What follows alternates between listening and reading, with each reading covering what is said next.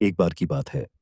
प्राचीन भारत के एक छोटे से राज्य में राजा विक्रम नामक एक न्यायप्रिय और बुद्धिमान शासक राज करता था। उसके राज्य में सुख शांति थी, लेकिन फिर भी राजा के मन में हमेशा एक अशांति बनी रहती। कभी जीत मिलने पर वह अहंकार में डूब जाता और हार मिलने पर निराशा में। राजा विक्रम अपने जीवन में स्थिरता चाहता था, एक ऐसा सूत्र जो हर परिस्थिति में उसे संतुलित बनाए रखे। एक दिन उसने दरबार में घोषणा की, मुझे कोई ऐसा वाक्य चाहिए जो मेरे जीवन के हर दौर में मार्गदर्शक बन सके, चाहे वह समय खुशी का हो या दुख का।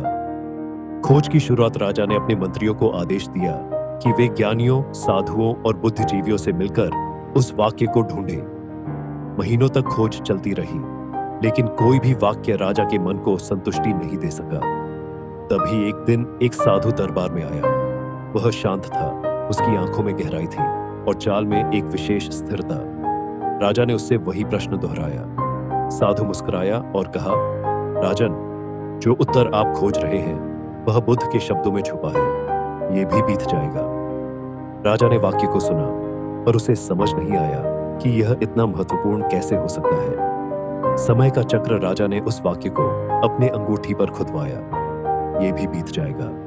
और फिर समय बीतने लगा।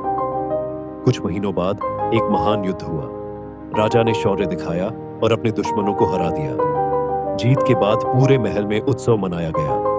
हर कोई राजा की जय जयकार कर रहा था। राजा खुद भी अति प्रसन्न था। तभी उसकी नजर अंगूठी पर पड़ी। ये भी बीत जाएगा। वह मुस्कुराया और उसका गर्व थोड़ा सा शांत हो गया।